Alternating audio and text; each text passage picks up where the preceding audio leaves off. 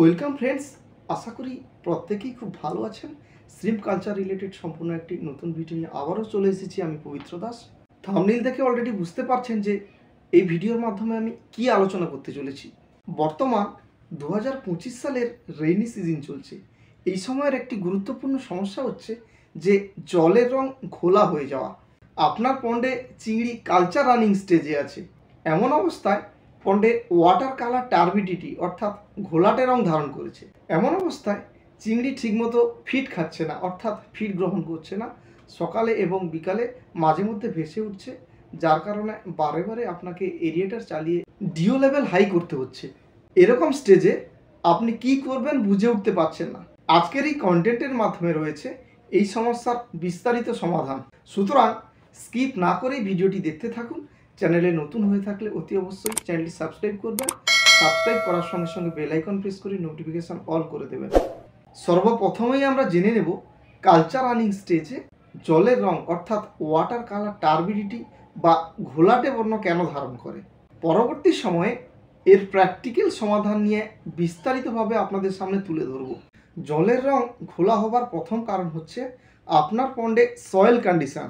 আপনার পন্ড যদি loose clay অর্থাৎ নদীর পলি জমা হওয়া এলাকায় যদি আপনি পন্ড করে থাকেন, সেক্ষেত্রে আপনার পন্ডে ন্যাচারালি ঘোলা ভাব আসবেই। এমন পরিস্থিতির সাপেক্ষে যদি আপনি ভেনামি চাষ করে থাকেন, তাহলে অবশ্যই আপনার পন্ডে এরিয়েশন দিতে হবে। এরিয়েশন চলাকালীন অবস্থায় বারে বারে টার্বিডিটি বা ঘোলাটে উপস্থিত হবে। আবার বর্তমান সময়ের কথা বলি। এই মুহূর্তে বর্ষাকাল চলছে। উক্ত সময়টিতে পুকুরের পাড় ধুয়ে জল পুকুরে নেমে আসে। এমন অবস্থায় এরিয়েশন দিলে অতি অবশ্যই জলের রং ঘোলা হয়ে যাবে। আবার যে সমস্ত পন্ডে স্কোয়ার ছোট অর্থাৎ ছোট আকৃতির পন্ডে ওভারডোজেস এরিয়েশন দিচ্ছেন, অর্থাৎ অনেক সময় ধরে এরিয়েটার রানিং করাচ্ছেন, তো উক্ত পুকুরগুলিতে জল ঘোলা হবে। আবার অন্য কারণ উল্লেখ করতে গেলে আপনি যদি স্টকিং ডেন্সিটি হাই করে কালচার রানিং করেন, অর্থাৎ অতিরিক্ত পরিমাণ চারা মজুত করে ভেনামি কালচার করেন, সেক্ষেত্রে আপনার পন্ডের জলের রং টার্বিডিটি বা ঘোলাটে দেখা যাবে। হাই ডেন্সিটি ফার্মিং মানেই অল্প সংখ্যক জায়গাতে অধিক পরিমাণ সিড বিচরণ করছে। পুকুরে কালচাররত চিংড়িগুলো খাদ্য গ্রহণের উদ্দেশ্যে কন্টিনিউয়াসলি বটম লেভেল আঁচড়াতে থাকে, যার ফলে বটম লেভেলে টার্বিডিটি চলে আসে। এমন অবস্থায় কালচার রানিং স্টেজ মানেই আপনাকে এরিয়েটার চালাতেই হবে। তো এরিয়েশন দিলে আপনার পন্ডে ওয়াটার কালার টার্বিডিটি বা ঘোলাটে হয়ে যাবে। সুতরাং আপনি ভালোভাবেই বুঝতে পারলেন যে কালচার রানিং স্টেজে পুকুরের জল কেন ঘোলা রং ধারণ করে। ফ্রেন্ডস, আমরা অলরেডি জেনেই নিলাম যে জলের রং কেন ঘোলা হয়। এবার আসবো মূল টপিক নিয়ে, অর্থাৎ ভেনামি চিংড়ি চাষ করতে গেলে জলের রং যদি টার্বিডিটি বা ঘোলা হয়ে যায়, তাহলে কি কি সমস্যার মুখোমুখি চাষিদের হতে হয়। কালচার রানিং স্টেজে জলের রং ঘোলা হলে কি কি ক্ষতি হয় চাষের ক্ষেত্রে। অ্যাট ফার্স্ট পিএইচ লো হয়, ডিও লেভেল কমে যায়, প্লাঙ্কটন ডেন্সিটি লো হয়। প্রাথমিক স্টেজে চিংড়ি চেক ট্রেতে কাটা আসা শুরু হয়ে যায়, যার ফলে সিড সার্ভাইভাল কমে যায়। হারভেস্ট প্রক্রিয়ায় এক্সপেক্টেড বায়োমাস না পাওয়ার কারণে আপনি লসের মুখোমুখি হতে পারেন। এবার আপনার মধ্যে কোশ্চেন আসতেই পারে যে কালচার রানিং স্টেজে কখনোই জলের রং যাতে ঘোলা না হয়, তার জন্য আমরা কি করব। কালচার রানিং স্টেজে আপনার পুকুরে জলের রং যাতে ঘোলা না হয়, সেক্ষেত্রে সয়েল প্রিপারেশনের সময় থেকে আপনাকে যথেষ্ট ভাইটালভাবে গার্ড করতে হবে। পন্ড প্রিপারেশনের সময় লাইম অ্যাপ্লিকেশন করার ক্ষেত্রে কখনোই কৃপণতা করবেন না। প্রথমেই পূর্বে কালচারের ফলে জমা হওয়া স্লজগুলোকে গুরুত্ব সহকারে পুকুরের বাইরে বার করবেন। পরবর্তী সময় সয়েল পিএইচ চেক করবেন, সয়েল পিএইচ অনুযায়ী পুকুরে লাইম অ্যাপ্লিকেশন করবেন। সেক্ষেত্রে বলে রাখি, প্রত্যেক 1000 স্কোয়ার মিটার এরিয়ার জন্য মিনিমাম 150 থেকে 200 কেজি, ম্যাক্সিমাম 400 থেকে 500 কেজি পর্যন্ত কলিচুন অ্যাপ্লাই করতে হবে পুকুরের সয়েল পিএইচ অনুযায়ী। এই অ্যাকোয়াকালচারের ক্ষেত্রে চুনের যথেষ্ট গুরুত্ব রয়েছে। ঘোলা কাটাতেও চুন গুরুত্বপূর্ণভাবে সাহায্য করে। বিশেষ করে কালচার রানিং স্টেজে বটম টাইট রাখতে যথেষ্ট গুরুত্বপূর্ণ ভূমিকা পালন করে। এছাড়াও জলের ঘোলা ভাব কাটাতেও সাহায্য করে। প্রি লাইনার অর্থাৎ পলিথিন পেস্টিংয়ের মাধ্যমে আপনারা কালচার রানিং স্টেজে অতি অবশ্যই টার্বিডিটি মেনটেন করতে পারেন। অনেক ক্ষেত্রে দেখা গেছে প্রচুর প্রস্তুতির সময় যে সমস্ত পুকুরে ব্যাপক পরিমাণে ঘোলা হয়েছিল, উক্ত পুকুরগুলিতে প্রি লাইনিং করার ফলে অর্থাৎ পুকুরের পাড় বরাবর পলিথিন পেস্ট করার মাধ্যমে পন্ড থেকে টার্বিডিটি দূর করা গেছে। এছাড়াও বলে রাখি, কেমিক্যালস প্রয়োগের মাধ্যমেও আপনি পুকুর থেকে জলের ঘোলাভাব কাটাতে পারেন। এক্ষেত্রে আপনাকে যেটি করতে হবে সেটি হলো ডলোমাইট পাউডার এবং জিওলাইট পাউডার নিতে হবে। দুটো প্রোডাক্ট একসাথে মিশিয়ে সাইনি ওয়েদার দেখে ইরিগেশন চলাকালীন অবস্থায় সারা পুকুরে ছড়িয়ে দিতে হবে এবং এর পরবর্তী সময় 4 থেকে 5 ঘন্টা ইরিগেশন বন্ধ রাখতে হবে। এইভাবে 2 থেকে 3 দিন অন্তর একবার করে ডোজেস করতে হবে। এই জিওলাইট পাউডার এবং ডলোমাইটের মিশ্রণ একসঙ্গে প্রয়োগ করার পরবর্তী 72 ঘন্টা কালচার পন্ডটিকে খুব ভালো করে অবজার্ভ করুন। যদি দেখেন যে পুকুরের ঘোলাভাব দূর হয়ে গেছে তাহলে তো ঠিকই আছে। আবার যদি দেখেন যে পুকুর থেকে ঘোলাভাব অল্প পরিমাণ কেটেছে, পুরোপুরি যায়নি, তো সেক্ষেত্রে 72 ঘন্টা বাদ দিয়ে আবার একই ডোজেস করবেন। আশা করছি আগামী 48 ঘন্টার মধ্যে আপনার পন্ডে যে ঘোলাভাব ছিল তা অতি সহজেই দূর হয়ে যাবে। মেজর মিনারেলস অ্যাপ্লিকেশন করার সময় অতি অবশ্যই ম্যাগনেসিয়াম ক্লোরাইড মিশিয়ে অ্যাপ্লাই করবেন এবং দিনের বেলা তুলনামূলকভাবে এরিয়েশন কম দেবেন। সঙ্গে রাতের বেলাও যে পরিমাণ এরিয়েশন পূর্বে দিতেন তার থেকে কিছুটা হলেও এরিয়েশন টাইমিং রিডিউস করবেন। আশা করছি এইভাবে ট্রিটমেন্ট করলে আপনার পুকুর থেকে ঘোলা জল অতি অবশ্যই দূর হয়ে যাবে। আরও একটি গুরুত্বপূর্ণ বিষয় হচ্ছে, আপনার চিংড়ি যদি ওজনে বড় হয়ে যায়, অর্থাৎ 10 গ্রাম বা তার অধিক ওজন হয়, সেক্ষেত্রে কি করবেন, প্রতি 1000 স্কোয়ার মিটার এরিয়াতে 6 থেকে 7 কেজি কলিচুন অর্থাৎ ক্যালসিয়াম অক্সাইড সঙ্গে এলএসপি অর্থাৎ লাইমস্টোন পাউডার 10 থেকে 12 কেজি মিশিয়ে রাত্রিবেলা এরিয়েশন চলাকালীন অবস্থায় ছড়িয়ে দিন। আশা করছি 24 ঘন্টা বাদ দিয়ে এর ইফেক্ট দেখতে পাবেন। এছাড়াও বলে রাখি, আপনার পন্ডে যদি ওয়াটার স্যালিনিটি লো থাকে সেক্ষেত্রে আপনার পন্ড কালচার রানিং স্টেজে ঘোলাভাব বা টার্বিডিটি এসে যাবে। এই সমস্যা থেকে রক্ষা পাওয়ার জন্য ওয়াটার এক্সচেঞ্জ করতে পারেন এবং ওয়াটার এক্সচেঞ্জ করার পরবর্তী সময়ে যখন আপনি নতুন জল পুকুরে যোগ করবেন, ওই জলের স্যালিনিটি যেন পূর্বের জলের থেকে বেশি হয় সেটার দিকে নোটিস করবেন। এক কথায় বলতে গেলে আপনাকে ওয়াটার এক্সচেঞ্জ করার ক্ষেত্রে অতি অবশ্যই ব্র্যাকিশ ওয়াটার অ্যাড করতে হবে। ভেনামি চিংড়ি পুকুরে জলের রং ঘোলা হলে পিএইচ লো হয়ে যায়, ডিও লেভেল কমে যায় এবং পুকুরে টক্সিক গ্যাসের লেভেল বেড়ে যায়। চিংড়ি ঠিকমতো ফিড খায় না, অর্থাৎ ট্রেতে ফিড দিলে ফিড থেকে যায় এবং আরএমএস চলে আসে, চিংড়ি মরতে থাকে। ফিড না খাবার প্রধান কারণ হচ্ছে আপনি তো ডেইলি রুটিন অনুযায়ী এরিয়েশন দিলেন, এরিয়েশন বন্ধ করার পরবর্তী সময় ফিডিং করলেন। ফিডিং করার সময় পুকুরের জল ঘোলা থাকবার কারণে আপনার দেওয়া ফিডের উপর পলি বসে গেল। আপনার প্রদত্ত ফিডের উপর পলি বসে যাওয়ার কারণে যে সমস্ত চিংড়ি ফিড খেতে গেছিল ওরা এই কন্ডিশন দেখে অবশ্যই সরে যাবে। তখন ওই অবস্থায় চিংড়িগুলো ফিড না খেয়ে পুকুরে স্লজ খাবে। এর ফলে আপনি যে ফিড প্রদান করলেন উক্ত ফিডগুলো পচে গিয়ে অ্যামোনিয়া নাইট্রেট H2S জাতীয় গ্যাস তৈরি করবে, যার ফলে এনিমি ব্যাকটেরিয়া ভিব্রিও আপনার পন্ডে প্রভাব সৃষ্টি করবে। এর পরবর্তী সময়ে পুরো পুকুরে সমান্তরালভাবে গর্ত হয়ে আরএমএস তৈরি হবে। আরএমএস চলে আসবার কারণে আপনি যে পরিমাণ র মেটেরিয়ালস আশা করেছিলেন তার তুলনায় অনেক কম পাবেন, যার ফলে ভেনামি চিংড়ি চাষ করতে গিয়ে আপনি লসগ্রস্ত হয়ে যাবেন। এর জন্য আমি পূর্বে যেসব ট্রিটমেন্টের কথা বললাম সেগুলো ফলো করতে পারেন, অথবা স্টকিং ডেন্সিটি লো করে কালচার করুন, তাহলে কোনো রকম ঘোলা সমস্যার মুখোমুখি হবেন না। এবার আমি আলোচনা করব যে পুকুরে চেক ট্রে না ধরলে কি করবেন। অনেক চাষি বন্ধু অলরেডি আমাকে ফোন করে জানিয়েছিলেন যে স্যার আমরা চেক ট্রে দিয়েছি, চিংড়ির বয়স যথাক্রমে 22-23 দিন, আজকে 35-40 দিন পর্যন্ত হয়ে যাচ্ছে, তা সত্ত্বেও চেক ট্রে পুরোপুরি নীল করছে না, তাহলে কি করব। যে সমস্ত চাষি বন্ধু চেক ট্রে সমস্যায় ভুগছেন আমার প্রদত্ত স্টেটমেন্টগুলিকে ফলো করুন। আশা করছি চেক ট্রে সমস্যার সমাধান আপনি নিজেই করে নিতে পারবেন। অ্যাট ফার্স্ট উল্লেখ করি, আপনার পন্ডে কালচাররত চিংড়িগুলো চেক ট্রে নীল করবে না কেন, যথেষ্ট গুরুত্বপূর্ণ সমস্যা রয়েছে। অতি অবশ্যই কালচার পন্ডটি কোনো না কোনো সমস্যার মুখোমুখি হয়েছে। দেখুন বন্ধু, চিংড়ি চাষ করতে গেলে নানা রকম সমস্যা তো আসতেই থাকবে। এইসব সমস্যার মোকাবিলা আমাদের নিজেদের করতে হবে। প্রথমেই আমাদের জেনে নিতে হবে যে কালচার পন্ডে চিংড়িগুলো চেক ট্রে কেন ধরছে না বা চেক ট্রে নীল করছে না কেন। তার জন্য চিংড়িগুলোকে খুব ভালো করে অবজার্ভ করতে হবে এবং পন্ড বটম কন্ডিশন থেকে শুরু করে টোটাল পুকুরের এনভায়রনমেন্ট অবজার্ভ করতে হবে। তার পরবর্তী সময় আমাদের ট্রিটমেন্ট করতে হবে সঠিকভাবে। সর্বপ্রথমেই জেনে রাখবেন যে কালচাররত ভেনামি চিংড়িগুলো উইকলি 3 দিন খুব ভালো করে খাদ্য গ্রহণ করে এবং পরবর্তী 4 দিন খুব ভালো করে খাদ্য খেতে চায় না।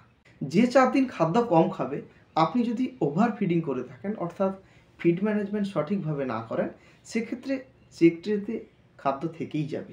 আবার যদি মল্টিং স্টেজ চলে আসে, সেক্ষেত্রে খাদ্য গ্রহণের প্রতি একটা অনীহা ভাব দেখা দেবে। সেক্ষেত্রে চিংড়িগুলো পুরোপুরি শারীরিকভাবে সুস্থ না থাকবার কারণে চেক ট্রে নীল করবে না। এসব নিয়ে প্যানিক হবার কোনো প্রয়োজন নেই। আপনি কালচাররত চিংড়িগুলোকে খুব ভালো করে নোটিস করুন এবং অবজার্ভ করুন, তারপরেই ফিড ম্যানেজমেন্ট করুন। প্র্যাকটিক্যালি দেখা গেছে যে ভেনামি চিংড়িগুলো প্রায় 30 দিন বয়সের পর থেকে খুব গুরুত্ব সহকারে চেক ট্রে ধরেছে বা চেক ট্রেতে দেওয়া খাদ্যগুলো নীল করে থাকে। আপনাকে যেটা করতে হবে সেটা হচ্ছে 17 থেকে 20 দিনের মধ্যে কালচার পন্ডে চেক ট্রে নামিয়ে সেটিং করতে হবে। প্রথম অবস্থায় ফিড ধরানো অভ্যাস করার ক্ষেত্রে ফিডের পরিমাণটা একটু কমিয়ে চেক ট্রেতে প্রদান করুন। আপনার পন্ড প্যারামিটার যদি সঠিক থাকে, অর্থাৎ ওয়াটার কন্ডিশন এবং বটম কন্ডিশন যদি সঠিক থাকে, সেক্ষেত্রে খুব দ্রুতই চিংড়ি চেক ট্রে ধরে যাবে। তাতেও যদি ট্রে নীল না করে, সেক্ষেত্রে ফিডের পরিমাণ কমিয়ে প্রদান করবেন। তার জন্য চেক ট্রেতেও প্রদত্ত ফিডের পরিমাণ হিসেব করে প্রদান করবেন। ফিডের পরিমাণ রিডিউস করে প্রদান করার পরবর্তী সময়ে যদি চেক ট্রে নীল না করে, সেক্ষেত্রে ওয়াটার প্যারামিটার চেক করুন। পিএইচ লেভেল এবং অ্যামোনিয়া নাইট্রেট লেভেল চেক করবেন। যদি সঠিক থাকে, সেক্ষেত্রে কি করবেন, ওয়াটার প্রোবায়োটিকের ব্যবহার করবেন। আবার যদি অ্যামোনিয়া দেখা যায়, সেক্ষেত্রে অতি অবশ্যই মিনারেল করবেন। মিনারেল করবার পরবর্তী সময়ে ইউকা পাউডার এবং জিওলাইট অ্যাপ্লাই করবেন এবং পরবর্তী সময়ে চেক ট্রে দেবেন। আশা করছি চেক ট্রে নীল হয়ে যাবে। যদি দেখেন ওয়াটার পিএইচ অপটিমাম লেভেলে রয়েছে এবং কোনো প্রকার গ্যাস পুকুরে উপস্থিত নেই, সেক্ষেত্রে কি করবেন, ফিডের পরিমাণটা রিডিউস করবেন। তাতে যদি না কাজ হয়, সারাদিনের মধ্যে 1 থেকে 2 বার পন্ডে ফিডিং বন্ধ করে শুধুমাত্র ট্রেতে ফিডিং করবেন। এর ফলে আশা করছি চেক ট্রে অবশ্যই নীল হবে। এর পরবর্তী সময় 50% ফিড দিয়ে শুরু করবেন। পরপর মিল অনুযায়ী ফিডের পরিমাণটা বৃদ্ধি করতে থাকবেন। অনেক ক্ষেত্রে দেখা যেতে পারে যে চেক ট্রে পুরোপুরি নীল করছে তা নয়, চেক ট্রেতে যে পরিমাণ খাদ্য আপনি প্রদান করেছিলেন, উক্ত ফিডগুলোর কিছু পরিমাণ খেয়েছে, বাকি পরিমাণ কিছু থেকে গেছে। সেক্ষেত্রে কি করবেন, তাৎক্ষণিক সময়ে খুব ভালো করে নোটিস করুন আপনি যে পরিমাণ খাদ্য দিয়েছিলেন, অবশিষ্ট খাদ্যগুলো এক পাশে জমা হয়েছে কিনা বা কোন বরাবর জমা হয়েছে কিনা। যদি এরকম কন্ডিশন দেখতে পান, তাহলে বুঝবেন ট্রে যে পজিশনে রয়েছে, উক্ত জায়গাটি সমতল নয়। এবার সম্পূর্ণরূপে আলোচনা করব ভিব্রিও নামক ক্ষতিকর মারাত্মক ব্যাকটেরিয়া সম্পর্কে। আপনি কি জানেন যে ভিব্রিও কি? চিংড়ি চাষের ক্ষেত্রে ভিব্রিও কিভাবে ক্ষতিকর প্রভাব বিস্তার করে? ভেনামি চিংড়ি চাষ চলাকালীন অবস্থায় ভিব্রিও কী কী রোগের সৃষ্টি করে? ভিব্রিও হলো ক্ষতিকর ব্যাকটেরিয়া গোষ্ঠীর যুগ্ম সমন্বয়, যা সম্পূর্ণরূপে এফেক্ট করে অল মেরিন ক্রাস্টেসিয়ান প্রজাতির উপর। এই মেরিন ক্রাস্টেসিয়ান প্রজাতির মধ্যে ভেনামিও অন্যতম একটি অ্যানিম্যাল। চিংড়িও বাদ যায়নি এই ক্ষতিকর প্রজাতির ব্যাকটেরিয়া থেকে। একটি কালচার পন্ডে পুরোপুরি ভিব্রিও অ্যাটাক করলে 100% পর্যন্ত মোর্টালিটি চলে আসতে পারে। এই ভিব্রিও ব্যাকটেরিয়ার কারণে বহু প্রজেক্ট বছরের পর বছর ধরে নষ্ট হয়ে যাচ্ছে। ফ্রেন্ডস, এবার আমি সম্পূর্ণরূপে আলোচনা করব ভিব্রিও অ্যাটাকের ফলে চিংড়ির শরীরে কী কী রোগ আসতে পারে, সঙ্গে ভিব্রিও আক্রান্ত চিংড়িগুলো চিনবেন কিভাবে। তাছাড়া ভিব্রিও যদি অ্যাটাক করে, তাহলে কালচার পন্ডকে কিভাবে কন্ট্রোল করবেন। ভিব্রিও আক্রান্ত রোগগুলির মধ্যে অন্যতম হচ্ছে লুমিনাস ব্যাকটেরিয়া ডিজিজ, ইএমএস অর্থাৎ early mortality syndrome, AHPND, WSSV or red virus এবং EHP। এছাড়াও রয়েছে ব্ল্যাক সেল ডিজিজ, টেল রোটেট, ব্রাউন গিল, SHS অর্থাৎ স্যালন হিট গাট। এবার জানিয়ে রাখি, লুমিনেশন ব্যাকটেরিয়াল ডিজিজ সাধারণত হোয়াইট লেগ স্ট্রিপ অর্থাৎ এলভেনেমি এবং ব্ল্যাক টাইগার অর্থাৎ BT, বাগদা এবং ভেনামি চিংড়ির গাট এবং গিলে বাসা বাঁধে। এবার আমাদের মধ্যে কোশ্চেন আসতে পারে যে ভিব্রিও আক্রান্ত চিংড়িগুলোকে আমরা আইডেন্টিফাই করব কিভাবে, অর্থাৎ চিনব কিভাবে। নোটিস করবেন আপনার কালচাররত চিংড়িগুলি নর্মাল অবস্থায় ছিল, হঠাৎ করে আকস্মিকভাবে ট্রেস কন্ডিশনে চলে যাবে। হ্যাপাটোব্রঙ্কিয়াস অ্যাবনর্মাল হয়ে যাবে, loss of appetite, reddish colour of 6 abdominal body parts, yellow colour gill, white patches of abdominal muscles, চিংড়ি যদি ভিব্রিও আক্রান্ত হয় তাহলে এই 6টি লক্ষণ খুব ভালোভাবে পর্যবেক্ষণ করতে পারেন। এছাড়াও যে সমস্ত বাহ্যিক লক্ষণগুলি আপনি দেখতে পাবেন সেগুলি হলো চিংড়ির অ্যান্টেনার শেষ ভাগ সরু থাকবে না, পোড়া পোড়া ভাব দেখা যাবে। এছাড়াও দুটি অ্যান্টেনা কখনোই সমান হবে না। অ্যান্টেনা পর্যবেক্ষণ করার পরে খুব ভালো করে চিংড়ির লেজ অবজার্ভ করবেন। চিংড়ির লেজে যে 3টি অংশ থাকে, মাঝখানের অংশটিকে বলা হয় ইউরোপডস। লেজের দুই পাশে থাকে যথাক্রমে এক্সোস্পটস এবং এন্ড্রোস্পটস। এবার আপনাকে যেটি করতে হবে, মাঝখানের অংশটি বাদ দিলে থেকে যায় এক্সোপডস এবং এন্ড্রোপডস। চিংড়ির এই দুটো পার্টসের মধ্যে উইন্ড পাম্পিং হবে। উক্ত পার্টস দুটি চেপে ধরলে হালকা করে হাওয়া বেরিয়ে যাবে, তাহলে বুঝতে পারবেন যে আপনার চিংড়িগুলো ভিব্রিও আক্রান্ত হয়েছে। প্রিয় চাষি বন্ধু, এ তো জেনে নিলাম ভিব্রিও আক্রান্ত চিংড়িগুলোকে কিভাবে আমরা আইডেন্টিফাই করব। এবার আলোচনা করব ভিব্রিও অ্যাটাক করলে কিভাবে চিংড়ি পুকুরগুলোকে প্রিভেনশন নেবেন। ভিব্রিও দূর করা চিংড়ি চাষের একটি কঠিন বিষয়ের মধ্যে অন্যতম, কারণ এই ভিব্রিও যে কোনো পরিবেশেই খুব সহজে মানিয়ে নেয় এবং দ্রুততার সহিত বংশ বিস্তার করে থাকে। বিশেষভাবে বলতে গেলে অস্বাস্থ্যকর পরিবেশ মানেই ভিব্রিওর বংশ বিস্তারের ভীষণ উপযোগী। এই ভিব্রিও সাধারণত কালচার পন্ডের জলে এবং চিংড়ির গাটে বাসা বাঁধে। তার জন্য ওয়াটার কন্ট্রোল করা ভীষণ জরুরি। এছাড়াও চিংড়ির গাট লাইন স্ট্রং রাখা ভীষণ জরুরি বলে আমি মনে করি। এই ভিব্রিও তাড়ানোর ক্ষেত্রে বিশেষ কয়েকটি সাধারণত আপনি অবলম্বন করতে পারেন, আমি সেগুলো নিয়ে এবার আলোচনা করি। আপনি যে পন্ডটি কালচার করছেন, উক্ত পন্ডের বায়োসিকিউরিটি কঠোরভাবে মেনটেন করুন। চিংড়ির ইমিউনিটি স্টিমুলেট করতেই পারেন। স্ট্রং কোয়ালিটির ওয়াটার প্রোবায়োটিক অ্যাপ্লাই করতে পারেন। এছাড়াও অ্যান্টিমাইক্রোবেলস প্রসেসের মাধ্যমে ভিব্রিও দূর করতে পারেন।